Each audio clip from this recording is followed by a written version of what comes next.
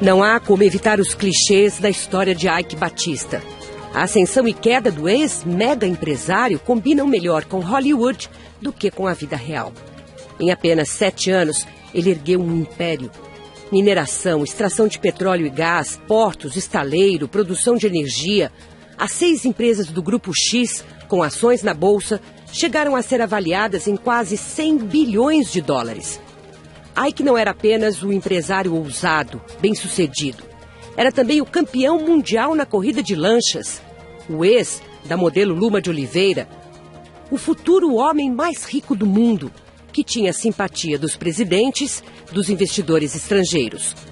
E veio a queda, tão fulminante quanto o sucesso. Esta semana, a joia da coroa do império de Eike, a empresa de petróleo OGX, foi forçada a entrar com um pedido de recuperação judicial. Suas dívidas passavam de 11 bilhões de reais e a companhia foi removida do índice Bovespa, que reúne as ações mais negociadas na Bolsa. O valor da empresa, que chegou no final de 2010 a 73 bilhões de reais, foi reduzida hoje a 420 milhões. A fortuna pessoal, de quase 35 bilhões de dólares, evaporou-se, assim como a aura do capitalista visionário. O que deu errado? Quais as razões da derrocada? Erros de gestão? Excesso de confiança? Megalomania? Quem sabe Eike foi vítima de sua maior qualidade, tão admirada pelos brasileiros. A disposição de arriscar, de apostar tudo na sua ambição, a ponto de ignorar até as lições que tenta ensinar no seu livro, O X da Questão. Abre aspas. A ousadia deve ser bebida com moderação. Fecha aspas. E para falar da trajetória empresarial de Eike Batista, de suas táticas ousadas e também das dificuldades atuais e do seu potencial de recuperação, recebemos Paulo Feldman, professor da Faculdade de Economia e Administração da USP, e Sérgio Lazzarini, professor de Estratégia Empresarial do INSPER. Sejam muito bem-vindos. Eu gostaria de ouvir de vocês qual é o diagnóstico que fazem para esse colapso da OGX, por extensão, do Grupo X. Mônica, foram muitos erros de todas as partes. Eu acho que o Eike, ele cometeu vários erros, acreditou demais nos mapas geológicos que ele tinha e que haveria petróleo onde não havia. Acho que o governo também errou, porque talvez não devesse tê-lo apoiado, mas acho que o mercado errou muito também dessa vez. O mercado erra às vezes, e dessa vez o mercado errou. Xixi a bola. Porque dava para se imaginar que faltava consistência, porque uma empresa não pode, assim, de repente, do nada praticamente, virar o que ela virou em tão pouco tempo. Uma empresa de 75 bilhões de dólares em 5 anos, 4 anos. Isso não existe. Então, dava para se imaginar que não ia terminar bem essa história. Concorda? Eu acho que sim, acho que teve uma confluência de 3 fatores. Quando ele lançou as empresas dele, foi um Brasil pós-2005, com muito otimismo, mercado de commodities crescendo. Quando o mercado está bom, essas expectativas, esse otimismo exagerado, ele acaba ficando mais forte. Em 2005 a gente era a bola da vez. Exatamente, E aí, o que aconteceu? Isso se junta à capacidade comunicativa do Eike. Ele vendia muito bem seus projetos, encantava e, como foi dito, quer dizer, ele também contou com uma ajuda do governo. O governo também ajudou com empréstimos.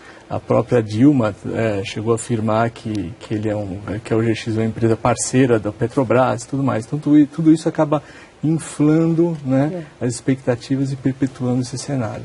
Eu quero voltar já a essa questão do financiamento e do mercado de capitais, mas eu quero me ater a essa questão do petróleo, porque ele participou de um leilão, comprou parece que 20 blocos, pagou uns ajos maiores, 4 meses apenas depois de ter montado a sua empresa AGX. Aí, bom, o petróleo parece que era muito difícil ser extraído, é um petróleo, dizem os geólogos que o petróleo está lá, mas ele é grosso, ele está numa localização difícil e ele não tinha investido, digamos, em técnicos de exploração e sim técnicos de prospecção. Quer dizer, até que ponto uma decisão errada, como entrar num leilão numa área tão complexa como a de petróleo, é, na verdade, a principal causa dessa derrocada? Aparentemente ele não estava tão bem informado sobre o setor de petróleo. Porque no setor de petróleo é comum que você, às vezes, tenha que fazer 100 prospecções para encontrar uma que dê certo. Então, ele acreditou que ele ia ter sucesso muito rapidamente. Esse foi um dos Isso que ele vendeu para o público. O outro erro que ele cometeu é que ele acabou entrando em diversos setores ao mesmo tempo, achando que ele ia poder verticalizar toda a atividade dele, não ia precisar de terceiros, não quis contratar ninguém, quis fazer tudo ele mesmo e no fim acabou justamente isso sendo um dos grandes problemas, porque tudo deu errado. Essas empresas do Grupo X, quer dizer, elas estavam montadas de uma forma que uma fornecia para a outra, uma dependia do negócio da outra, não era uma arquitetura, uma engenharia que perigava mesmo, corria perigo de ir para o ralo se uma delas não desse certo. Um pouco isso, mas vamos também notar que a estrutura do grupo basicamente é baseada em um conjunto de empresas que tem muito contato com setores regulados. A minha própria interpretação é que o Ike percebeu, né, que ele poderia capitalizar os contatos que ele tinha, etc., com uma gama de setores que tinham uma interface com o governo. Né? Então, eles têm esse tipo de coerência. Né, quais setores, por exemplo? Mineração, logística, petróleo, energia, etc. Tudo portos, isso, né? Portos, todos esses setores, eles têm essa característica, né? Que eles têm um contato muito forte com o governo. Quer dizer, de alguma forma, era um investimento dirigido também pelo interesse do governo. Quem é mais responsável? Quer dizer, quem se aproximou do governo, quem convocou, foi o governo que convocou o Ike? É uma via de duas mãos, né? Basicamente. Então ele vai percebendo os benefícios, né, de estruturar negócios dessa forma.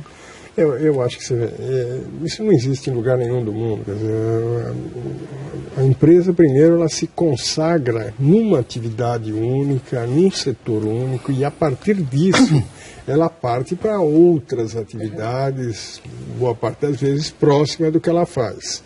Ele quis ter sucesso em muitas coisas ao mesmo tempo e algumas bastante diferentes, né? Então...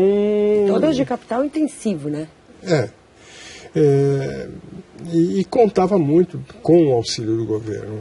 Acho que ele apostava muito que se ele tivesse um problema mais sério, o governo fosse entrar. Mas o que aconteceu é que nesses últimos momentos agora, quando a situação ficou realmente feia, o governo fez questão de não dar nenhum sinal e de não participar efetivamente. Então, deixa ele quebrar. Mas não era justamente uma política, digamos, do governo ter os grandes campeões? Ele mesmo dizia, eu estou aqui fundando um capitalismo legitimamente made in Brasil.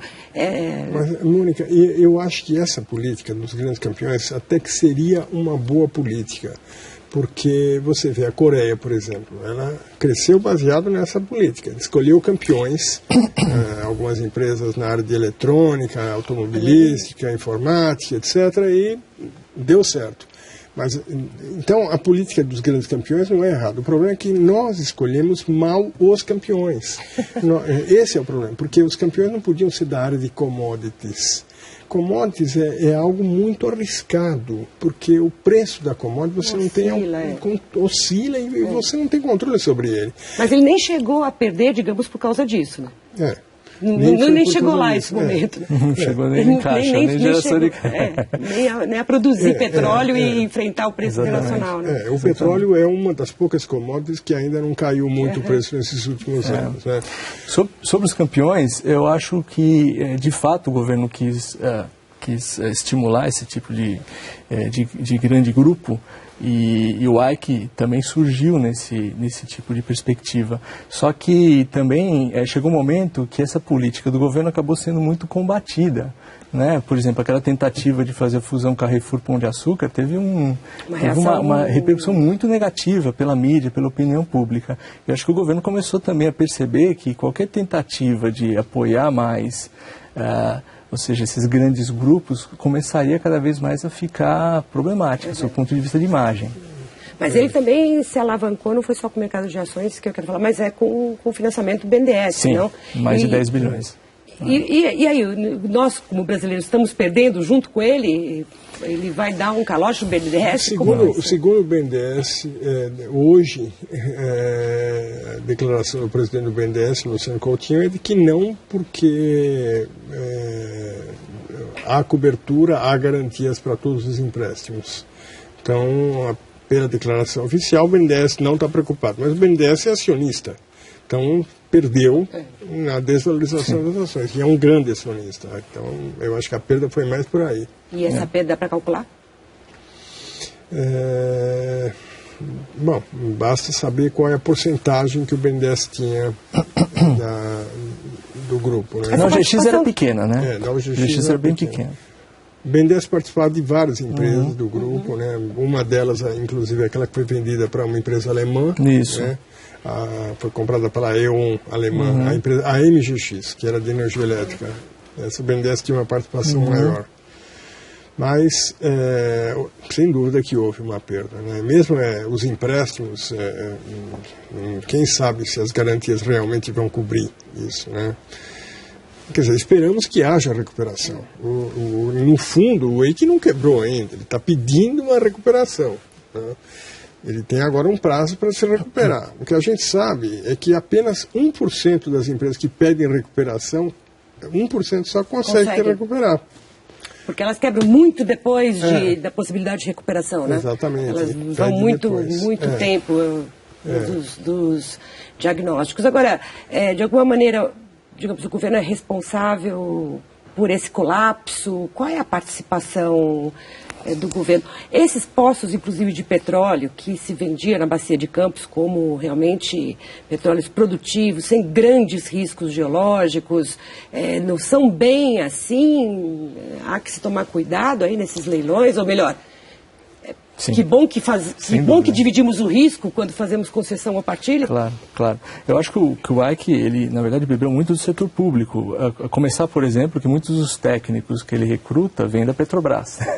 E em um certo momento ele começa a perceber, né, que existem benefícios de você, como a gente discutiu, entrar em vários setores regulados, tudo mais. E em um certo momento até fala, depois da crise financeira, que o BNDES é o melhor banco do mundo, os Estados Unidos estão em inveja do nosso sistema e tudo mais. Então, claramente, ele, mesmo que não corra calote, eu acho que essa atuação de crédito no governo para essa expansão desses grupos de uma forma desenfreada, contribui para esse tipo de formação dessa bolha, vamos dizer assim, de otimismo, né? Sem dúvida, você tem esse efeito. Eu acho, Mônica, que houve um erro, sim, de todos, porque acreditaram que o setor de petróleo podia ter uma empresa privada de sucesso. Brasileira. Né? Esse já foi um erro. No mundo inteiro, o setor de petróleo são estatais, com exceção dos Estados Unidos. Tem poucas empresas na área de petróleo privadas, porque é um setor muito complicado, que tem altos prejuízos. O risco é altíssimo, porque justamente você tem que furar, às vezes, 100 para encontrar um. Pode não... Empresa privada não pode se dar esse luxo. Normalmente é um negócio do Estado, com exceção dos Estados Unidos, que tem lá a Exxon, né? Bom, existe a Shell também, que é uma exceção também no caso, que é europeia. Mas, então, houve um engano, aí, tanto do EIC quanto do governo brasileiro, de achar que esse era um setor onde poderíamos ter uma campeã nacional. Errou. Não é. O setor para ter campeão nacional era a indústria. Eles deviam ter escolhido algum setor na indústria brasileira, que não foi o que aconteceu. Os campeões são todos ou de serviços, que é o caso da Oi, ou são empresas da área de commodities, né? Eu acho que a escolha dos campeões não teve lógica nenhuma. A escolha dos campeões não teve lógica nenhuma, né? Assim, teve que uma lógica política de aproximação. São várias circunstâncias muito particulares. Velhos vícios brasileiros de ter essa aproximação. Sim, e muitos contextos particulares, como o da Oi Brasil Telecom, que você tinha que resolver um problema de governança, né? Com os fundos de pensão envolvidos, por exemplo, ali nas empresas. Justamente, na minha opinião, o que deveria ter sido privilegiado era o setor industrial. Esse precisa de apoio, precisaria ter os campeões e teríamos muitas empresas que poderiam ter sido escolhidas. Agora, escolher um setor, petróleo, uma commodity, que no mundo inteiro é estatal. Agora, muito se fala sobre a personalidade do Ike, quer dizer, como também um dos fatores importantes no tipo de gestão que ele imprimiu, a maneira como ele se relacionava com os conselhos das suas várias empresas, como ele não gostava de ouvir mais notícias, como ele preferia os otimistas, como ele afastava pessoas e até a dissolução dos conselhos que foi acontecendo ao longo do último ano. Quanto que o fator pessoal influencia, digamos, esses grandes empreendimentos capitalistas? Qual é o fator preponderante disso? Isso é curioso, é um caso singular, é um caso único. Você tem um líder bastante... Ele, como ponto positivo, é uma pessoa bastante arrojada, né? Bastante arrojada, comunicativa, que atrai atenção e tudo mais. Mas realmente teve vários ruidinhos ocorrendo, problemas lá com os seus executivos, né? Que ia pagar bônus, não vai, né? Quer dizer, várias questões desse tipo. Tudo isso acaba também trazendo aí uma dificuldade de gestão, né? Sem dúvida. E mais como você disse, né, quer dizer, um conjunto de empresas tão diverso que é difícil você manter foco no negócio, né, parar, pensar, vamos lá, tudo isso complica. Mas não foi esse discurso que afetou o mercado acionário? Quer dizer, a crença não é desse estilo, ao ponto das ações em 3 anos virem de R$23, não é? Para 13 centavos hoje. Não, aí que está. Um líder carismático, ele às vezes acaba acontecendo isso que aconteceu.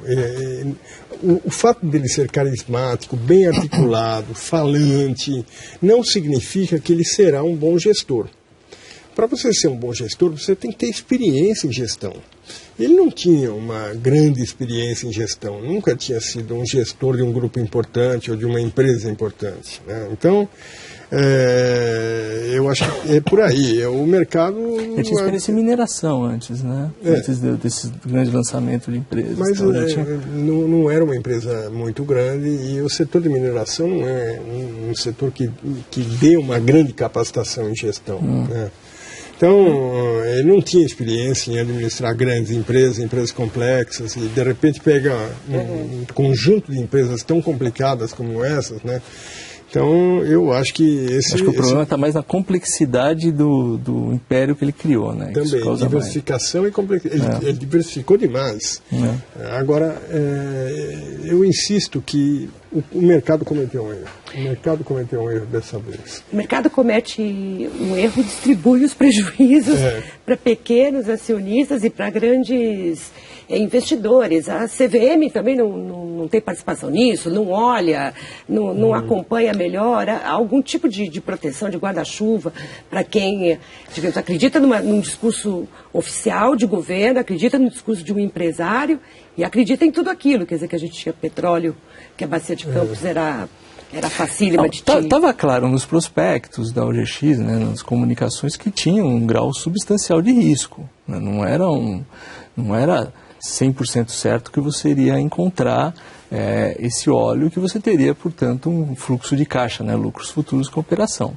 Né? Mas eu acho que o que aconteceu é que o pessoal ignorou um pouco, aí eu concordo, ignorou um pouco essa magnitude elevada desse risco. Até em função dessa venda que ele fez às empresas. Comunicados ao longo desse problema. Sempre muito otimistas. Todos otimistas e dizendo que o petróleo que já estava saindo, que ia produzir não sei quanto poço, e não tinha conseguido tirar nada ainda. O empresário tem direito de ser otimista e falar, olha, eu acredito, mas o mercado de fato... manipulativo isso do mercado? Não, se a informação estiver clara, se tiver assim, olha, você tem um certo grau grau substancial de risco nessa operação. Mas aí que está, o pequeno investidor, ele não consegue perceber isso e ele foi o grande prejudicado. Quem mais perdeu nessa história toda, sem dúvida, literalmente é o pequeno investidor. Aquele que foi ao banco, o gerente aconselhou a investir. Mas eu acho que essa perda é muito ruim para o Brasil, porque o pequeno investidor brasileiro ele já é traumatizado. Normalmente, a gente não sempre que perde. A gente não é um país onde as pessoas confiem cegamente no mercado acionário. Nós sabemos que o mercado acionário brasileiro é um mercado complicado, só uma pequena parte da população que acredita e compra ações. Agora, a situação vai piorar muito, porque a credibilidade do mercado acionário ficou em xeque agora, e isso foi muito ruim. Bom, agora vai para a recuperação judicial. Eu pergunto que chances ele tem de recuperar a empresa com as informações que existem, que chances tem o pequeno acionista ou aquele que comprou ações ao longo desse tempo de recuperar o que foi investido e, finalmente, o investidor estrangeiro, porque ele tem bastante dinheiro aqui de bancos internacionais também, um crédito aberto aí. Mas daqui a pouquinho, depois do intervalo.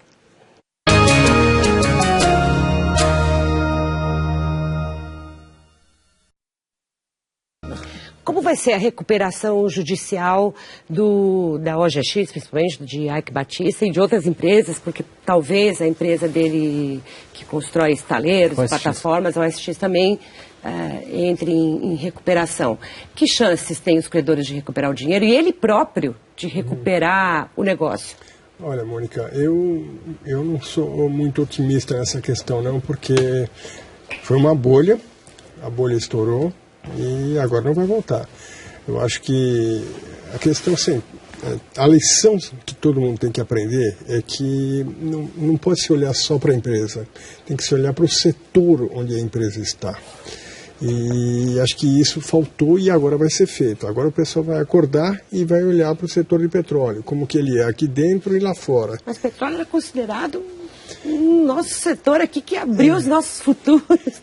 Mas veja que no mundo inteiro o risco é tão grande que é um setor quase que no mundo inteiro dominado por estatais. São pouquíssimas as empresas privadas que têm cacife para bancar esses riscos todos. E o credor, quer dizer, vai ter que dar bons descontos para recuperar a parte? Muito, né? E, quer dizer, a chance, eu concordo, a chance é muito baixa, né, de recuperação dessas empresas, né? Então, eu acho que tem todo um processo que eles entram num plano que deve ser elaborado, mas chances baixas. As empresas brasileiras vão ficar mais conservadoras? Pode mudar alguma coisa, digamos, na cultura brasileira de agir dentro do mercado, de agir na sua relação com o governo? Então, os outros grupos brasileiros, em geral, eles são um pouco mais conservadores. Eles têm caixa, principalmente agora, acho que a gente está numa situação até que os grupos estão percebendo grandes incertezas. Pouco mais é diferente de bem mais, hein? Para quem vai comprar ação. É pouco mais ou bem mais? Não, grandes grupos brasileiros, em geral, têm preservado um pouco mais de caixa. E nós estamos num cenário, principalmente agora, incerto. O que vai acontecer com a economia brasileira? O pessoal está até pisando um pouquinho no freio, né? Então, acho que o caso do Eike, que é uma grande expansão, ela ocorre no momento como a gente colocou aqui, de boom da economia. Que a economia estava muito bem, agora nós estamos em outra situação. Então, acho que tem muito grupo que, na verdade, está com caixa e está retraído. Eu concordo com o Sérgio, porque, veja, é difícil acontecer isso, de um grande grupo brasileiro que, de repente, quebra. Não acontece, porque os grupos brasileiros são sólidos e dão muita importância para a sua administração financeira. É muito raro um caso como esse. O último que eu lembro foi o da Sadia, mas que foi também a questão do câmbio, da desvalorização do câmbio, dos derivativos, né, muito alavancado, mas é raro, é muito raro. E era um grupo muito bem administrado. Então, eu concordo. O caso do Eike é um caso fora da curva, né? Fora da curva, Agora, para encerrar, professor Paulo, qual é a chance do acionista que investiu, esse pequeno acionista, esse que tem lá um fundo no banco de ações da OGX de se recuperar ou recuperar alguma coisa? Infelizmente, a chance é muito pequena, muito, muito pequena. E isso vai, infelizmente, marcar o mercado acionário brasileiro por muitos anos. A CVM vai ter que fazer alguma coisa para reverter essa situação, porque vai criar um trauma, está criado o trauma, e o pequeno acionista, na minha opinião, vai fugir do mercado nos próximos anos. Que pena. Mas eu acho que as consequências estão apenas começando. Vamos acompanhar. Muito obrigada, Sérgio. Muito obrigada, Paulo, pela participação aqui no Entre Aspas. Obrigado. E obrigada a você também que nos acompanhou. A gente volta na terça-feira. Até lá.